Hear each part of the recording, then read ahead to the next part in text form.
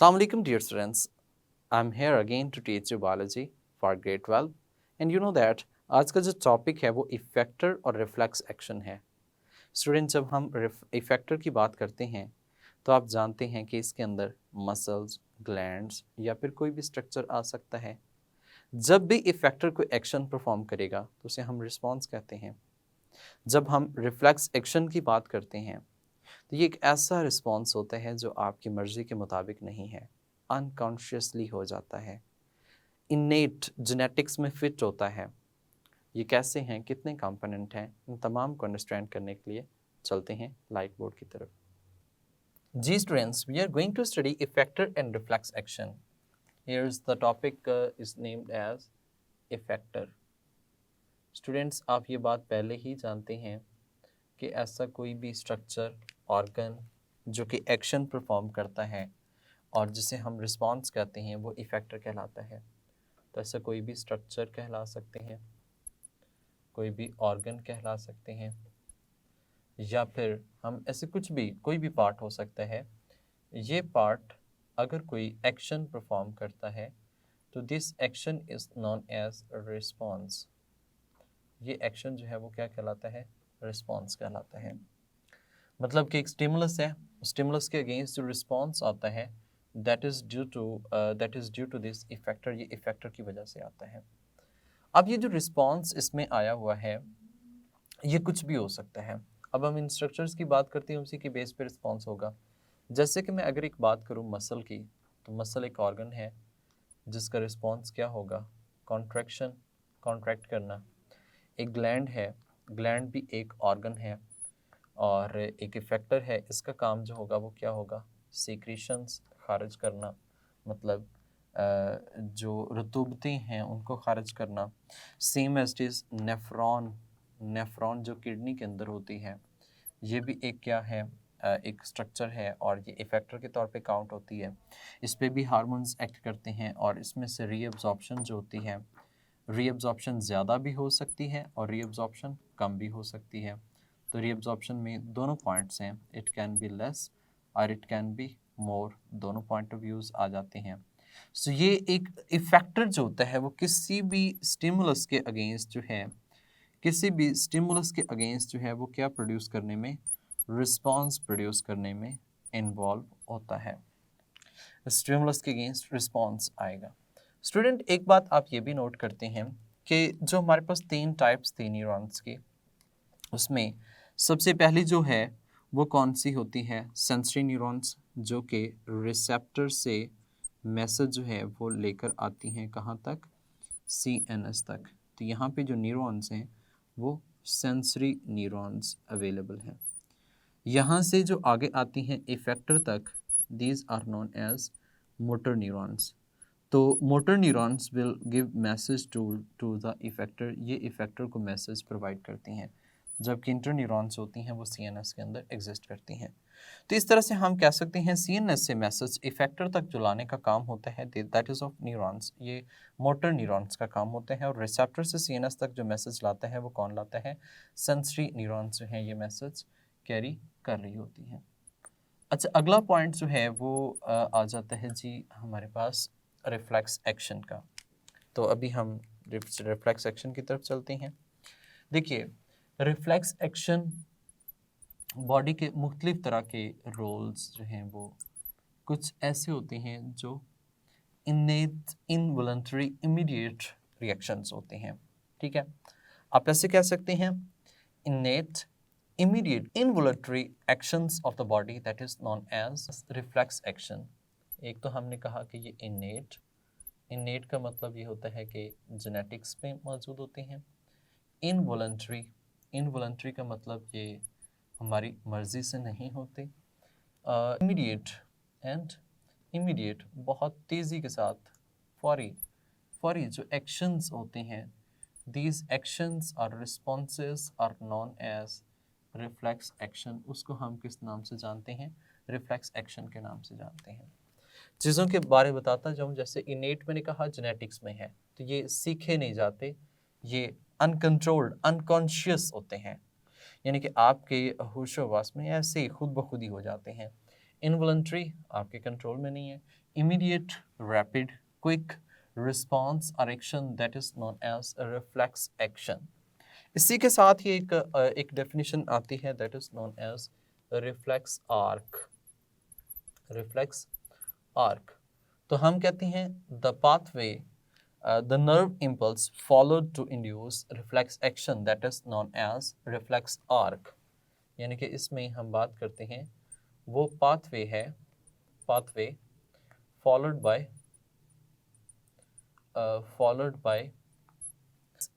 nerve impulse, followed by nerve impulse to perform reflex action, to perform reflex action perform करने के लिए that is known as reflex arc. उसको हम reflex arc कह सकते हैं. यानी कि कोई भी ऐसा पाथवे है जो कि नर्व इम्पल्सेस फॉलो करते हैं किसको परफॉर्म करने के लिए, इंड्यूस करवाने के लिए रिफ्लेक्स एक्शन को, तो इसको हमने रिफ्लेक्स आर्क के नाम से मेंशन किया है. Now we are going to understand the components of the reflex action to perform. अब हम इसके कंपोनेंट्स की बात करें तो इसके मेनली जो हैं वो हम कहते हैं 4 कंपोनेंट्स जो हैं वो मौजूद हैं. 4 कंपोनेंट्स एग्जिस्ट करते हैं. अब 4 कंपोनेंट्स कौन कौन से हैं? एक हम पहले बात कर लेते हैं रिसेप्टर्स. यानी कि सबसे पहले तो रिसेप्टर है जो इसमें रोल प्ले करता है. दूसरा इसमें एसोसिएटिव न्यूरॉन्स हैं. एसोसिएटिव न्यूरॉन्स को हम इंटर न्यूरॉन्स भी कहते हैं, रिले न्यूरॉन्स के नाम से भी मेंशन किया. एसोसिएटिव न्यूरॉन्स हैं. तीसरा जो है इसमें मोटर न्यूरॉन्स हैं. ठीक है. थर्ड इसमें जो टाइप आ जाती है वो कौन सी है? मोटर न्यूरॉन्स की आ जाती है. मोटर न्यूरॉन्स के बाद जो इसमें 4th कंपोनेंट है these are known as effector. यानी कि इसका जो 4th कंपोनेंट है वो इफेक्टर हो सकता है. Now we are going to take an example and will draw a diagram to understand the concept of this reflex action. अब हम एक डायग्राम ड्रॉ करते हैं और इसके रिफ्लेक्स एक्शन के कॉन्सेप्ट को जो है वो अंडरस्टैंड करते हैं. जब हम स्टडी करते हैं एक स्पाइनल कॉर्ड को, तो स्पाइनल कॉर्ड में हम देखते हैं कि ये इस तरह का स्ट्रक्चर है. इसके दरमियान में बटरफ्लाई जैसा शेप है, इसके दरमियान में एच जैसी शेप का जो एक स्ट्रक्चर है वो भी मौजूद होता है. ठीक है. एच जैसी शेप का एक स्ट्रक्चर जो है वो मौजूद एग्जिस्ट कर रहे हैं. अब इसके 2 पार्ट्स बन गए हैं, एक इनर और एक कौन सा है? ये आउटर रीजन है. यानी कि एक जो है वो ये रीजन है. ठीक है. और एक जो है वो इसके इनसाइड वाला रीजन जो है वो यहाँ पे एग्जिस्ट करता है. ठीक है. here is one structure and the other one जो है वो इसके इनसाइड स्ट्रक्चर है. here it is, ये वाला स्ट्रक्चर. अब ये जो इनर साइड है इसको हमने बटरफ्लाई शेप जो कही है, इसके दरमियान में यहाँ पे सेंट्रल कैनाल होती है. बाकी स्ट्रक्चर ये जो है ये ग्रे मैटर कहलाता है. ऊपर वाला बाहर वाला स्ट्रक्चर जो होता है वो वाइट मैटर कहलाता है. And that is a spinal cord. और ये क्या है? स्पाइनल कॉर्ड एग्जिस्ट कर रही है. Spinal cord. स्टूडेंट, यहाँ स्पाइनल कॉर्ड में कुछ स्ट्रक्चर्स मौजूद हैं. जैसे कि यहाँ पे एक इसके अंदर जो नर्व्स फाइबर्स होती हैं, these neurons are known as interneurons. You know that these are just like a spine. ये स्पाइन लाइक की मौजूद होती हैं. तो इसके अंदर जो न्यूरॉन्स मौजूद हैं वो कौन सी हैं? एसोसिएटिव या फिर हमसे इंटर न्यूरॉन्स के नाम से मेंशन किया है. हम स्पाइनल कॉर्ड का क्रॉस सेक्शन ले रहे हैं तो इस तरह से अपीयरेंस नज़र आ रही है. एंड दैट इज़ जो इसमें सेंट्रल पोर्शन मैंने यहाँ पे मेंशन किया है, ये जो है ये सेंट्रल कैनाल है. इसकी सेंट्रल कैनाल मौजूद है.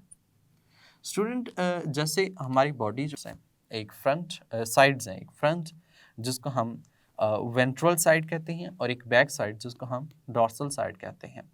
ये जो स्पाइनल कॉर्ड है बिल्कुल बॉडी के मिड में मौजूद है और इसकी जो फ्रंट साइड है वेंट्रल और बैक साइड जो है वो डॉर्सल. अब इसमें से नर्व्स अराइज होती हैं. नर्व्स अराइज होती हैं in the form of roots की फॉर्म में. तो 2 रूट्स इसकी अराइज होती हैं, एक डॉर्सल साइड पर और एक कौन सी है? वेंट्रल साइड पर. यहाँ पे देखा जाए तो जो इसकी वेंट्रल साइड है लाइक दिस वन, ये इसकी डोर्सल साइड है बेसिकली, ठीक है, यहाँ से नर्व्स अराइज होती हैं। ये इसकी वेंट्रल साइड है, यहाँ से भी नर्व्स अराइज होती हैं। अब यहाँ पे जो होगी डोर्सल साइड पे, यहाँ पे एक गैंग्लियन भी बनेगा and that ganglion is known as sensory ganglion. और यहाँ पे इस तरफ कोई गैंग्लियन वगैरह नहीं बनता और ये ऑनवर्ड इस तरह से चलती है। अब ये एक साइड की बात मैं कर रहा हूँ, इस तरह से इस साइड पे भी अराइज होंगी, ये अराइज होती जाएंगी। अब ये जो रूट है that root is known as dorsal root. इस साइड वाली जो रूट है वो कौन सी रूट है? डॉर्सल रूट है। इस साइड वाली जो रूट है that is known as ventral root, ये वेंट्रल रूट कहलाती है। याद रखिएगा कि जो डॉर्सल साइड है दैट कंटेन सेंसरी न्यूरॉन, इसमें सेंसरी न्यूरॉन जो है वो मौजूद होती है। जबकि अगर हम वेंट्रल की बात करें that contain the motor neuron, ये क्या है? मोटर न्यूरॉन जो है वो एग्जिस्ट करती है इसमें। अब देखिए यहाँ पे जो न्यूरॉन आएगी वो इस तरह से आएगी, sensory neurons which carrying message towards the CNS and here is a cell body, cell bodies होंगी इनकी, और यहाँ से message that is carrying towards the CNS की तरफ लेकर आएंगे। अब ये जो इसमें मौजूद है ये सेंसरी न्यूरॉन है। ये जो गैंग्लियन सा बन जाएगा that is known as sensory ganglion, इसको हम सेंसरी गैंग्लिया के नाम से मेंशन कर सकते हैं, गैंग्लियन। देखिए ये जो टुवर्ड्स द सेल बॉडी लेकर आ रही है that is known as dendron, इसको हमने डेंड्रॉन के नाम से मेंशन किया, डेंड्रॉन। ये जो structure which is carrying message towards away from the cell body that is known as axon. जबकि यहाँ पर भी एक नर्व जो है वो एग्जिस्ट करती है and that is carrying message towards the away from the cell body. इसकी जो सेल बॉडी होगी वो इनसाइड द CNS मौजूद है, यहाँ पे नर्व्स अराइज होंगी और ये मैसेज जो है वो इस तरह से इसमें से टुवर्ड्स इफेक्टर की तरफ जाएगा। यहाँ पे ये टुवर्ड्स किसकी तरफ जा रहे हैं? इफेक्टर की तरफ मैसेज, यानी कि इससे इस तरफ मूव कर रहे हैं मैसेज, इस तरफ इसकी मूवमेंट है। जबकि यहाँ पे मैसेज जो है वो इनसाइड मूव कर रहा है towards the cell body, towards the CNS की तरफ and that is coming from receptor. और ये कहाँ से आ रहा है? रिसेप्टर से मैसेज आ रहा है, यानी कि रिसेप्टर से CNS और CNS से इफेक्टर की तरफ जो मैसेज है ये मोटर न्यूरॉन्स लेकर आती हैं। ये जो न्यूरॉन्स हैं ये कौन सी हैं? मोटर न्यूरॉन्स हैं। स्टूडेंट बात हम जो बताने जा रहे हैं that is related to the reflex action. ये रिफ्लेक्स एक्शन के रिलेटेड थी। कैसे है? देखें, व्हेन यू आर मूविंग, जब आप मूव कर रहे होते हैं आपका पाँव जो है वो किसी नुकीली जगह पे आ जाता है। जैसे ही वो नुकीली जगह पे आता है आप अपने पाँव को फौरी ऊपर खींच लेते हैं। जैसे ऊपर खींच लेते हैं, क्यों खींचते हैं? क्या आपने उसको ऑर्डर दिया? नहीं, ये ऑटोमेटिकली होता है। कैसे होता है? जैसे कि रिसेप्टर हमने यहाँ पे पहला कंपोनेंट दिया, रिसेप्टर उसको डिटेक्ट करेंगे और इसमें स्पेसिफिकली कौन से रिसेप्टर होंगे? पेन रिसेप्टर्स उसको डिटेक्ट करेंगे। डिटेक्ट करने के बाद मैसेज भेजेंगे टुवर्ड्स द CNS। ये CNS है, सेंट्रल नर्वस सिस्टम का पार्ट, और यहाँ से मैसेज जो है वो किसके पास आएगा? इंटरन्यूरॉन्स के पास आएगा। यहाँ से हम मैसेज कहते हैं it will also go towards the brain, ये किसकी तरफ जाएगा? ब्रेन को भी मैसेज जाएगा। तो टू पाथवे जो है वो यहाँ पे बन जाते हैं, the one is towards the brain and the other one is towards the motor neurons towards effector, leading to effector. तो दूसरा जो है वो जैसे ही मैसेज यहाँ पे इसमें ये सेल बॉडी इसके अंदर मौजूद है और ये जो बाहर है that is known as axon. इसका एक्सॉन जो होता है वो मोटर न्यूरॉन्स का लेंथी एक्सॉन जो है वो मौजूद होता है। तो यहाँ से मैसेज फिर किसकी तरफ जाएगा?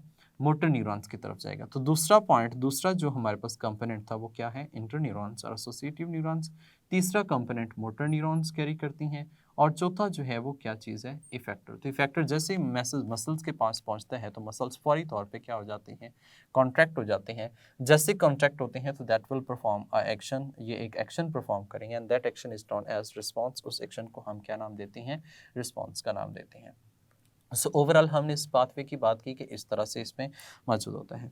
तो ये पेन विदड्रॉल रिफ्लेक्स हम एक इसमें एग्जांपल ली है, the pain withdrawal reflex action, withdrawal reflex action.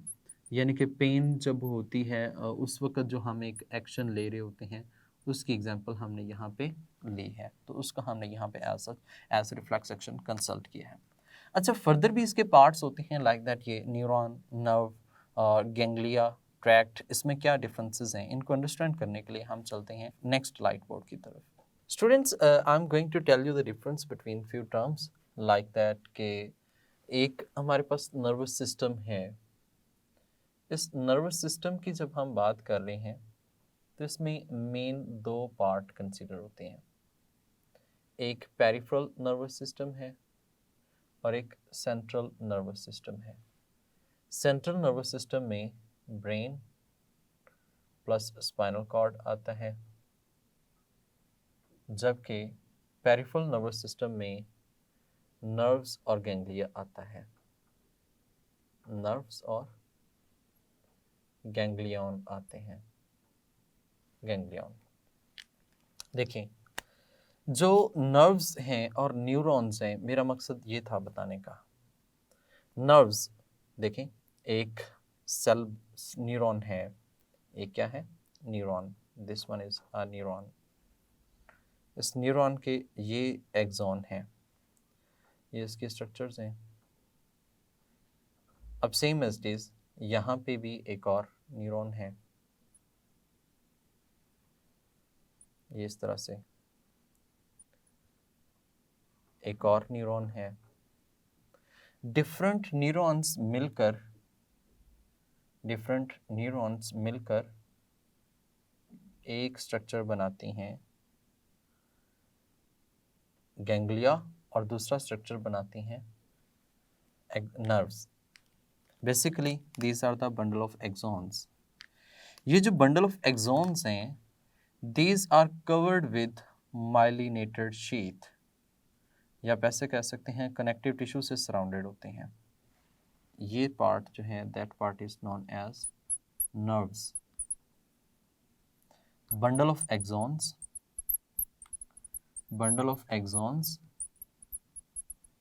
surrounded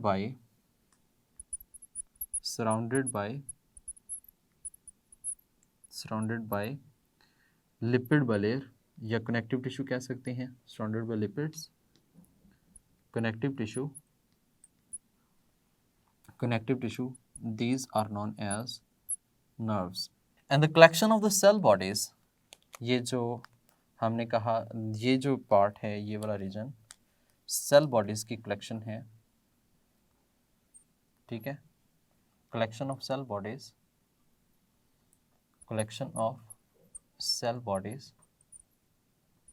that is known as ganglia, ये क्या कहलाता है, गैंग्लिया कहलाता है। सिंगुलर हो तो गैंग्लियन, और अगर प्लूरल है तो हम इसे गैंग्लिया कहते हैं। होप सो आपको नर्व्स और गैंग्लियन की बात समझ आई होगी। देखें, नर्व्स और ganglions just and only present in peripheral nervous system. ये क्या होता है, इसकी डिटेल हम आगे जाके डिस्कस करेंगे, पूरा एक टॉपिक है, सीएनएस की भी एक पूरा टॉपिक है। बट यहाँ पे मैं टर्म क्लियर करना चाहता हूँ, नर्व्स, गैंग्लिया, न्यूरॉन्स। ये जो नर्व्स हैं, इसकी आगे 3 टाइप्स होती हैं। एक होती हैं सेंसरी नर्व्स, एक होती हैं मोटर नर्व्स, और एक होती हैं मिक्स्ड नर्व्स। सेंसरी नर्व्स में एक्सॉन्स ऑफ सेंसरी न्यूरॉन्स हैं। इसमें किसके एक्सॉन्स होंगे, एक्सॉन्स ऑफ सेंसरी न्यूरॉन्स। जबकि मोटर नर्व्स में axons of motor neurons.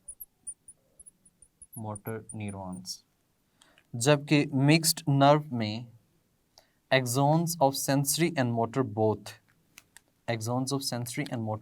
Both शामिल होंगे। इसमें एक्सॉन्स ऑफ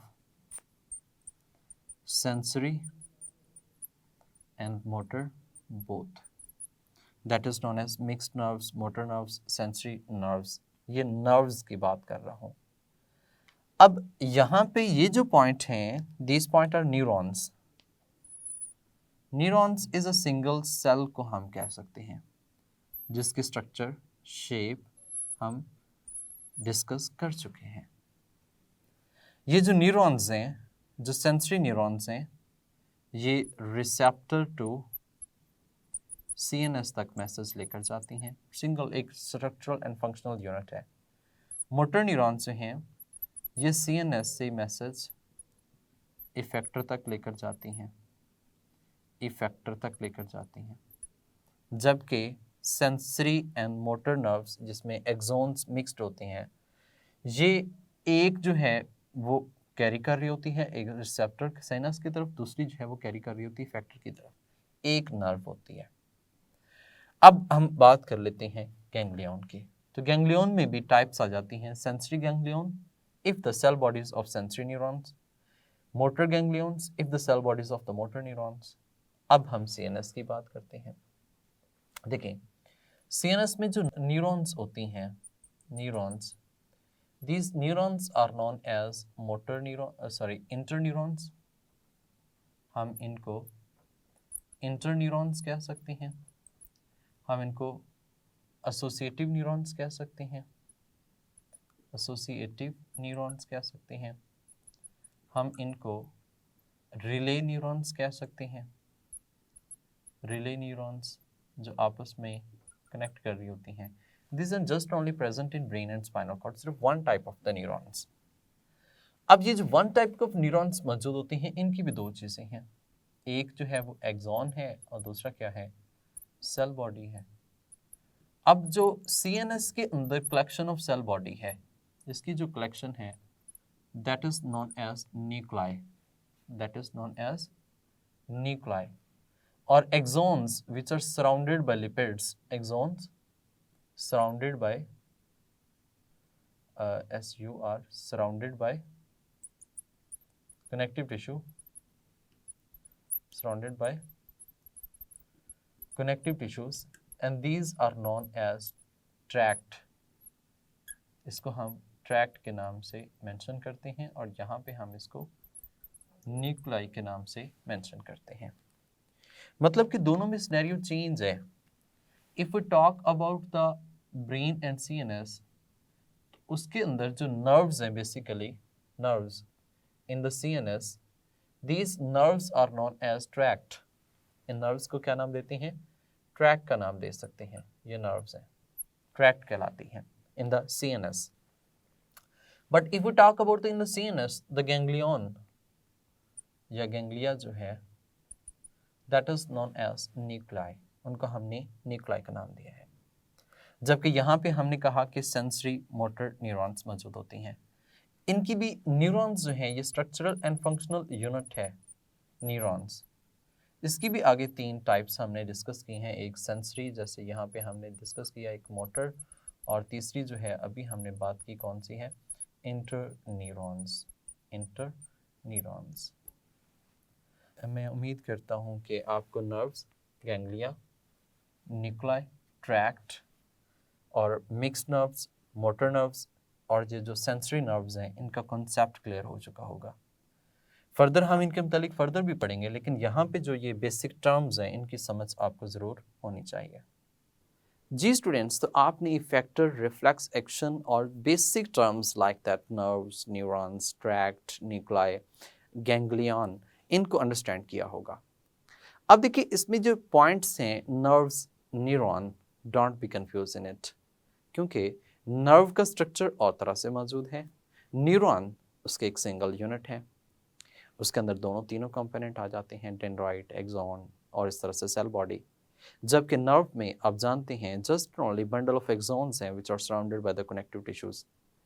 तो जहाँ पे हम डिस्कस कर रहे होते हैं रिफ्लेक्स एक्शन को, तो इसमें जो सेंसरी नर्व्स और मोटर नर्व्स होती हैं वो बेसिकली नर्व्स हैं।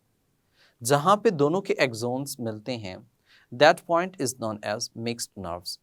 तो यहाँ पे जो स्पाइनल कॉर्ड है, जो इससे मेन नर्व अराइज होती है, वो होती तो मिक्स्ड है, जिसमें दोनों के फाइबर्स होते हैं और बाद में हम देखते हैं कि वो डॉर्सल और वेंट्रल में सेंसरी और मोटर में डिवाइड होकर सीएनएस के अंदर एंटर हो रहे होते हैं। तो यहाँ पे ये जो पॉइंट है कि कितने कंपोनेंट्स हैं, तो हमने 4 कंपोनेंट्स मेनली मेंशन किए हैं। बाज़ बुक्स के अंदर 5 कंपोनेंट्स भी मेंशन हैं, लेकिन अकॉर्डिंग टू पीटीबी हम सिर्फ 4 कंपोनेंट्स जो हैं जो हमने एनलिस्ट किए हैं यही हम डिस्कस करते हैं। ये कंपोनेंट्स का पाथवे जो है वो रिफ्लेक्स आर्क है। तो इन तमाम को आपने अच्छे तरीके से प्रिपेयर करना है because it is very very important short question and MCQ. So next lecture तक के लिए मुझे इजाज़त दें। Take care yourself. Allah हाफिज़।